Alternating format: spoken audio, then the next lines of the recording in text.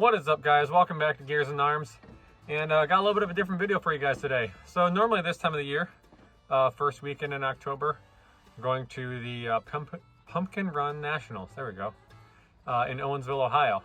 Have been since like 2008 or 2007, somewhere in there. Well, because of the current climate, they canceled it this year. So we're going to Cornfield Customs, going to check out his facility. So we're kind of making the best of the weekend. Got my helper here, and yeah, I'm gonna bring you guys along. Stay tuned. Hey, Dad. Hey, what? I'm gonna be in the video with. Do you like the pumpkin run? Do you like my truck? Do you like riding in my truck? Is this gonna be your truck one day, or is it gonna stay mine? It's gonna stay yours. Oh, well, thank you, bud. You gonna build your own truck? What are you gonna build? The fastest truck in the world. The fastest truck in the world? Well, I guess we'll have to get on that. Yeah.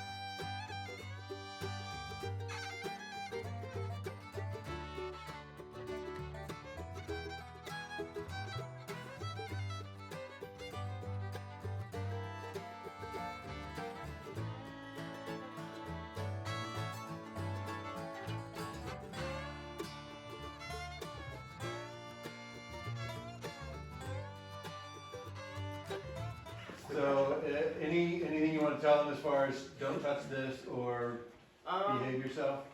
You can touch anything. Most of the machinery will hurt you worse than you'll hurt it, and just be very careful around the Aston Martin. That's the only one that's super important. And it's the shiny one. Yeah. You'll obviously see it. Have you gotten any work done on that? No, I haven't even started on it yet. The Daytona, yeah. What year is it? It's a 61 DB4 Zagato. Oh, wow. Okay. So this he built for a local apple orchard owner. Yep. 3 years ago. Did you start that? I started on it 4 years ago. 4 years ago. And it took 2 years to build. Yep. And how far did the guy drive it before he totaled it? 14 miles. Wow. 14 miles, oh my goodness. That makes you crazy. And then you bought it back. Yep, bought it back from rebuilt the insurance company and rebuilt it again. And Yeah. And then you sold your company. I sold the company, and that went bad, so then I pretty much bought it back and rebranded and restructured, and now we're back to doing what we do. And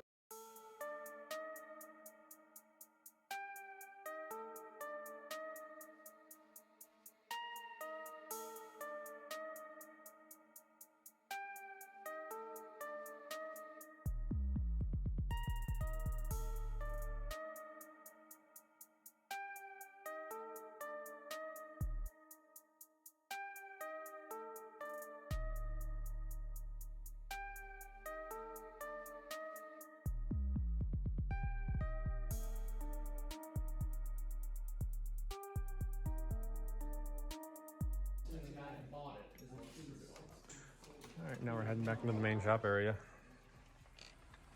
And this place is crazy.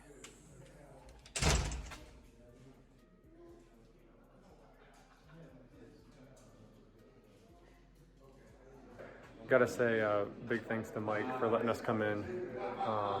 It's kind of a little private tour he's doing for us. So I'll link his Instagram down below.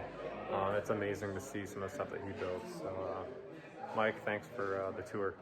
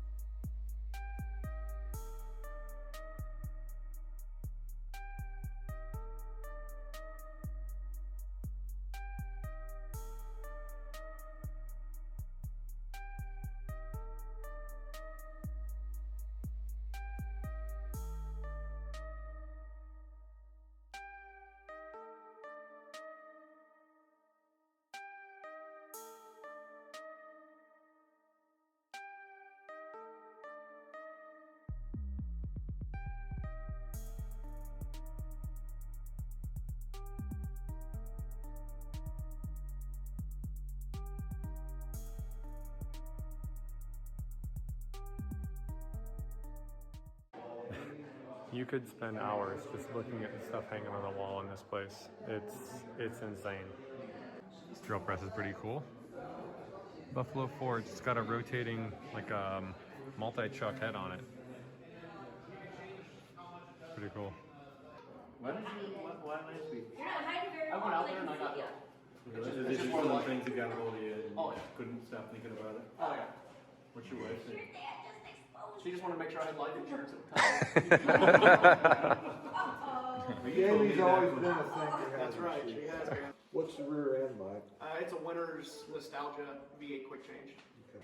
So we don't have any gears in it, and we're going to use, I think it's called a Springfield transmission. It's like a Lenco, but it's built for land speed. Okay. And then it's got the individual Segments. that you can put together and pick your own gear ratio.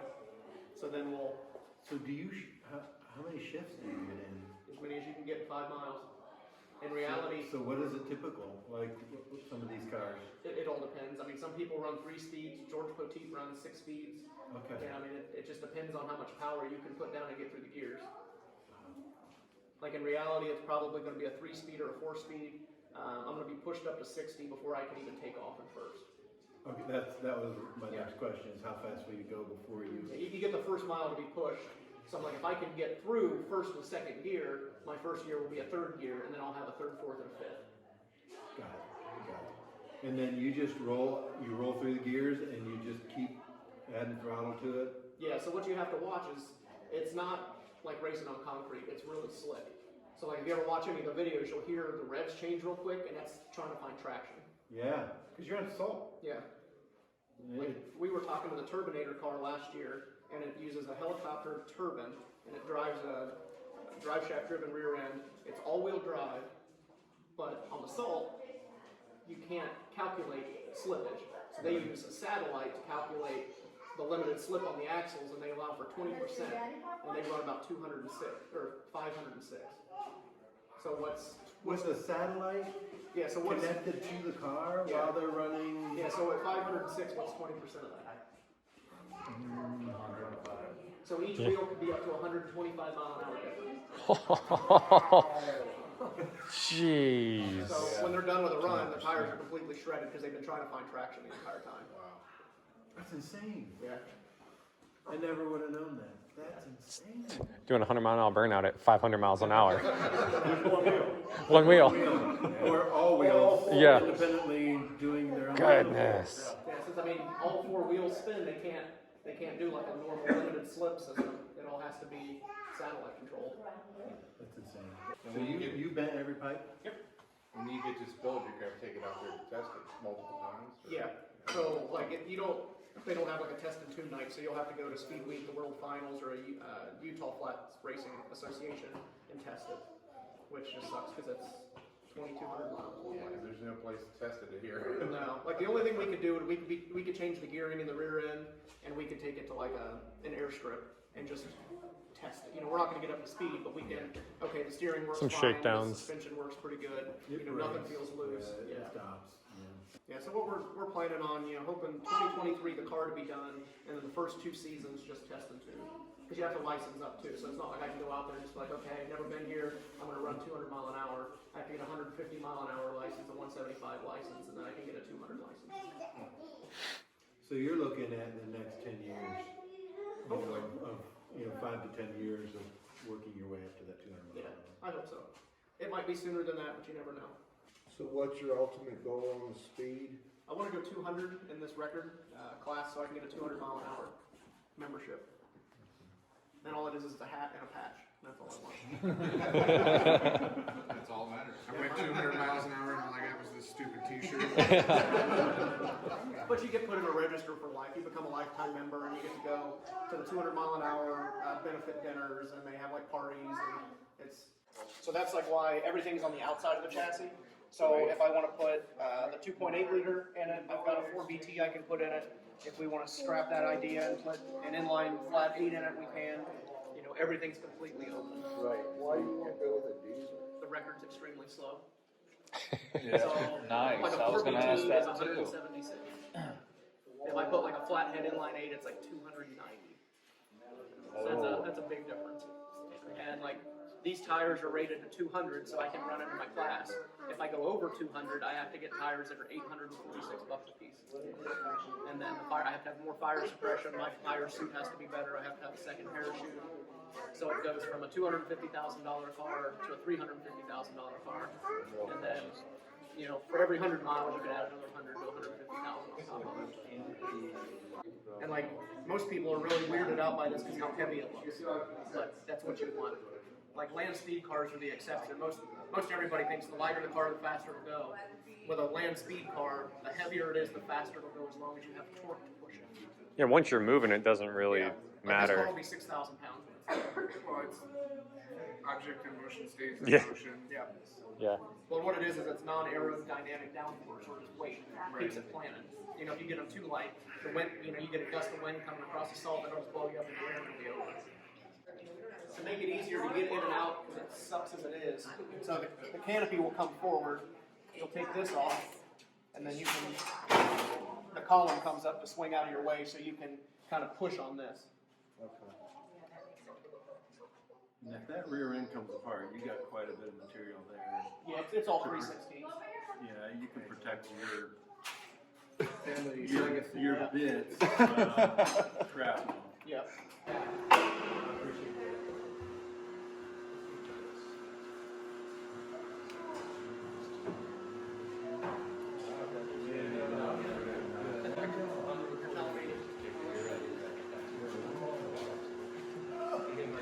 How much? $1,200 right there.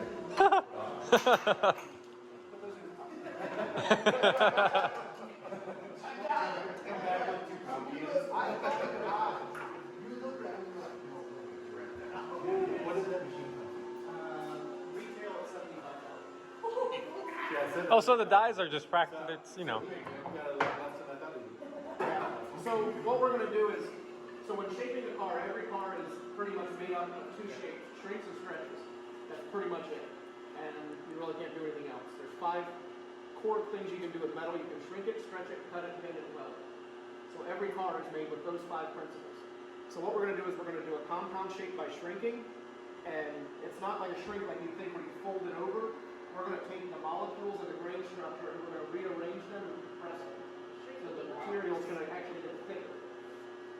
So what happens is it comes through this die, and it comes over this thumb, and it goes like this, and then the top die matches it, and it grabs it and it shoves it together on the way back out. Okay. So it, That's cool. and it happens really fast. So like you see people like tuck shrinking, like by hand, where they put a big tuck in it with a tucking fork and they close it. It's the same concept, except this is being done by a machine. So the thing, like with shaping panels in general, you have to remember you don't need fancy machines. They just make it faster and more efficient. So this is a powered hammer. It's a hammer that you can hold with power, which would be your forearm. You just don't have as much power as these springs have. So that's the only difference. You're not wearing your shoulder out. Exactly. And you have to think, hey, blacksmiths were building suits of armors that are beautiful. They didn't have this. You know, you go over to Europe, they're still pounding cars out with a tree stump and a wooden mallet, you know, and finish it on the floor. So you don't need fancy tools, they just make it faster and like a higher efficiency type shop. Loud noises.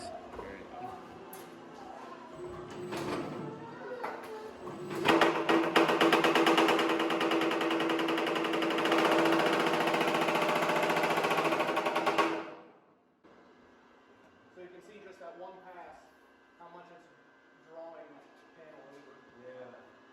So I'll speed it up and I'll do a row and then imagine a piece of paper if you were to put a tuck in it, just bring two edges together. Towards the middle it's going to be low and towards the edge it's going to be a lot higher.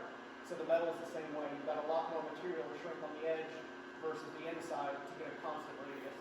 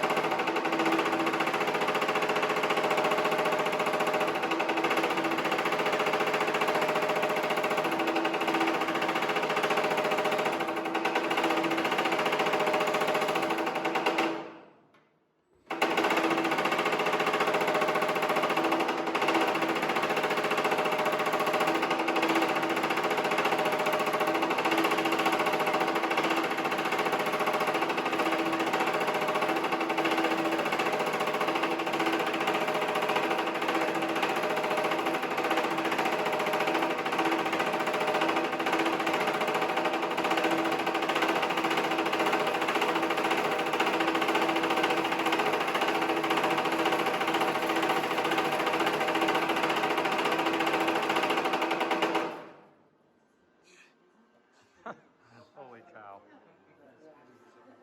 I'll take the dies out and blend all that back out and make it smooth. You can see I'm gonna say that. These don't smash fingers, they knock them off. So, You ever see that? yeah, Jesse James caught his pinky and it's gone from the knuckle forward. Really? Yeah. So when I was down there at his shop, you know, he was half a finger short. Yeah, it's warm. That's crazy. That does make sure it works. So since we were talking about how hard this is, I'll turn the stroke all the way down and you can hear like through its range of adjustment just by adjusting the fulcrum point how much harder it hit.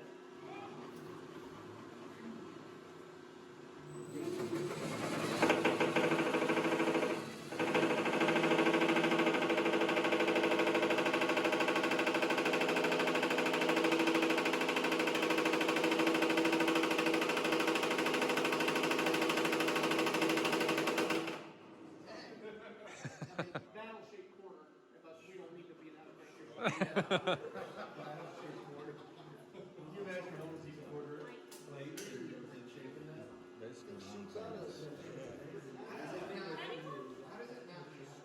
Yeah. It does. So a power hammer will destroy itself. So it's just all about maintenance. Like the difference between an antique machine and a modern machine is it's a balancing point. Like I know the guy that designed and built this machine, so if I have a problem, I call him. But it's got 36 readable points on it. That has got 3. So it's all about the maintenance. Yeah, that has 3, but I'm not going to call Mr. Pettengill, like, hey, what am I doing here? I've got a broken part, too bad. But I break stuff on these all the time. You just have to. Have you ever had the dies explode or break? Nope, never had a die chip, gouge or I anything. can imagine how hard. Yeah, I don't know what the Rockwell rating on it is, but It's impressive. yeah. So we'll blend that out, and then I'll do a reverse on a little hammer.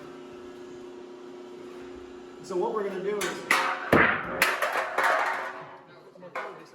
Yeah. So we're going to take all these knots, and that's where the material is gathered more than everywhere else. And we're going to spread that load out, and it's going to blend everything out, and it'll come out smooth.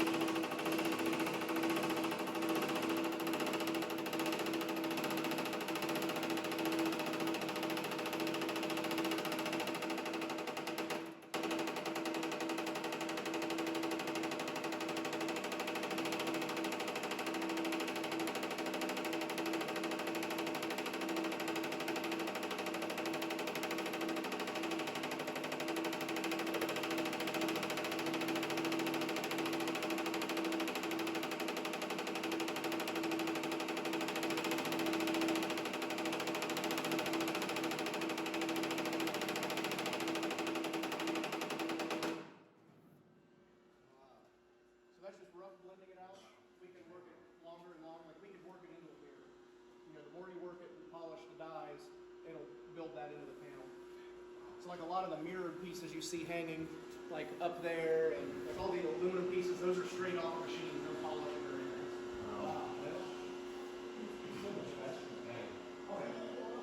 But that's the quick and dirty part. What takes forever is the fine tuning fitment.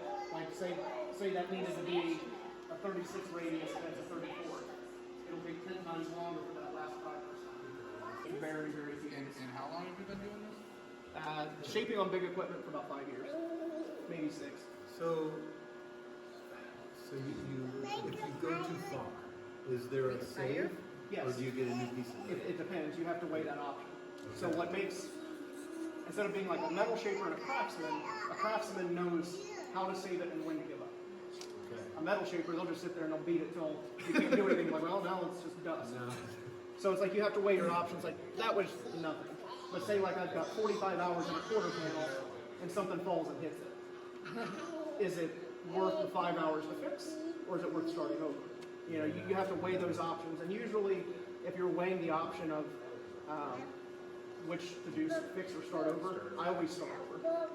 Just because you're on the fence, it's close, and you know the next one will be that much better. Yeah, well, you got a learning curve with everything you do, and you're going to do a little bit better second time. Exactly.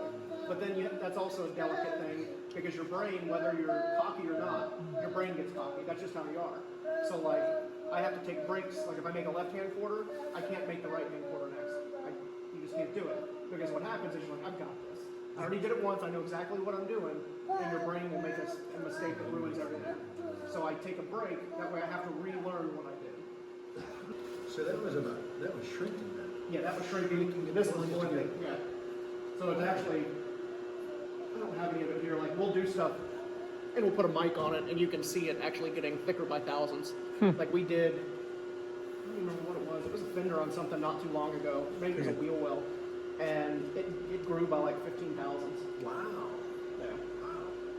So again, you're taking the molecules and you're just moving them around. Like so, if you imagine the grain structure, it's like snakeskin, and you're just taking the grain and compressing it, and the molecules and grains are slipping over top of each other. Impressive. That's cool. Yeah, so we'll use this one now. All right. How you doing? So this is a linear stretch die, which gets you like a reverse curve, like the valley where like the sail panel comes down and meets the quarter and it has a valley, or like on the front of the Daytona where the fenders come down and meet the hood. Yeah. Reverse curves are the hardest thing because they're really hard to calculate. But how it works is opposite of a shrink.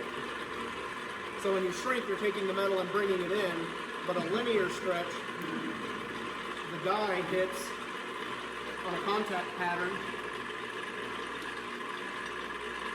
It's on a line, and when the top die hits it, it spreads the load out in this direction. So that's a linear. What we did to blend that out is a radial. So it's a circle, and you hit it with load, and everything spreads out equally in all directions. So that's a smooth compound.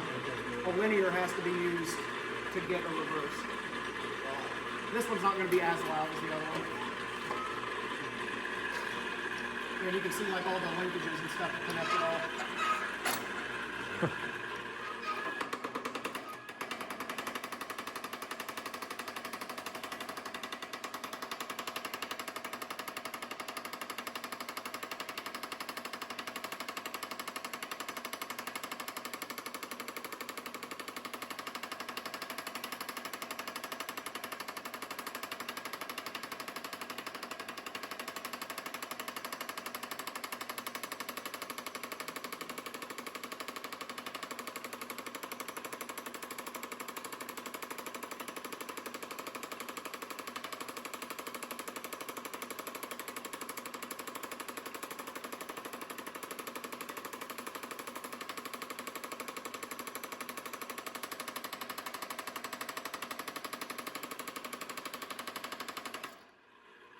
Pass that around, but you can see that it's compounding but reversing, so that's where it gets tricky. It's doing two different things at once, and like we can change it, so since it's domed this way and this way, if you need it more aggressive, the form is going to trap it, which is a bend, so we can take it around some kind of form.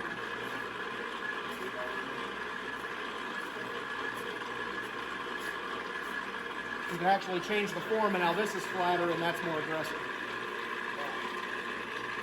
So form follows shape, and shape follows form. They're intertwined. That's pretty slick. That's pretty slick. I love the fact that this is 109 years old. Yeah, something like 1909, so what, 111? 111 years old. And it was smooth. Yep, smooth. Yeah, I mean, I gotta put a new jig in it. That's a little loose, but in the grand scheme of things, that's all right. That's like a leaf spring. Yeah, it's a bowstring. It's interesting, rather than the traditional Zert, Just a little oil. the oil cups. Yeah. Yeah, so the interesting thing, in 1909 when they came out to 1913, they didn't even have oil cups.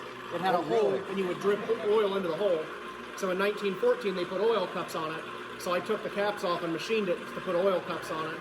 And I talked to Hans, who now runs the Pettengill Machine Company, and he said it was a 1909, it was an early one. It has no bearings in it because it's tool steel writing and a cast steel, so that acts as the bearing and it floats on a cushion of oil. So smooth. I mean, it sounds so smooth. It is a leather belt, and then it's a leather cone that comes in and grabs it. Yeah, there's the E.A. Kinsey Machinery Companies who sold it. You said this came out, you found this in a factory? Yeah, it was a brewery downtown. Okay, This lived in Cincinnati its entire life. that's cool. Do you mind if I just step on that just to see what that Take a feels piece of like? metal or shake it. It's better if you stand farther back. That is so slick. That's the original leather cone. Yep.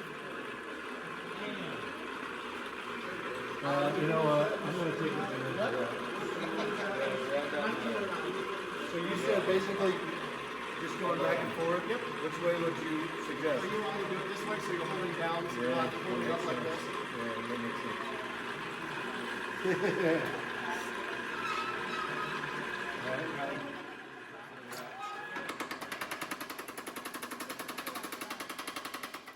Put your heel on the ground like this. Oh, you said it.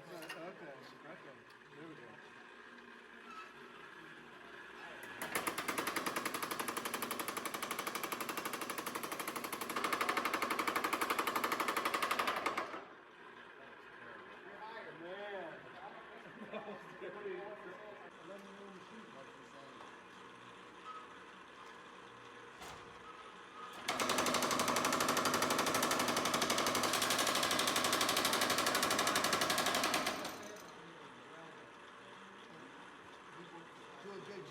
Like hardcore metal shaping like 5 years ago.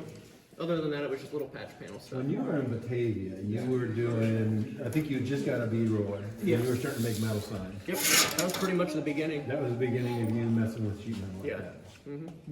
That table's got to weigh, I think it weighs like 2,200 pounds.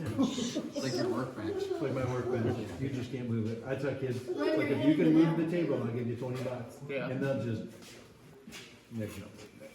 My wife's nephews come over and I always tell them I'll give them $100 if they can pick that bag up because it's got 140 pounds of lead in it. Deceiving because it doesn't look like that. Yeah, it Like doesn't. 140 pounds. Yeah. I'll put it on the floor and I'm like, here, pick this up and carry it over. That's Caleb. Yeah, that's me. Caleb. So if we smash Caleb, Technically, that's 5 pounds more than me. Grab that bag and bring it back here. That's insane. Man, I don't know if we could compress you into that. I don't think so. I'm not that dense. Oh, wait, we're talking about. Oh, yes. Yes, that kind of dense. So what's the plan? Are you gonna pull the quarter off? Or are you gonna- Yeah, I sent him pictures and he said just replace it. So what gauge aluminum will you start with? 063, so 16 Okay. gauge. So you're gonna just work that on probably that machine there to get going? Yeah, so there'll be a lot of, I'm gonna take the wheel off this side, look and see how they made it, and I'm gonna make them in the same sections. So that way if anybody, How many sections do you anticipate? 1, 2, 3, maybe 5. Okay, If need be, I could make that quarter in 2 pieces, really? but I wanna match it, like, You want it to be the way it was built? Yeah, so like- 60s. and, You said the guy that owns this, he races it, but this is a replica? yeah, this is a replica, And the original would have cost 15 million. this one? Yeah. Okay, and this one is valued at, He paid 2 million for it. and he ran it into a guardrail to race. Yeah.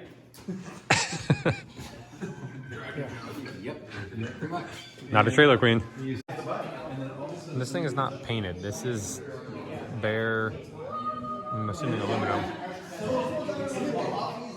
Insane.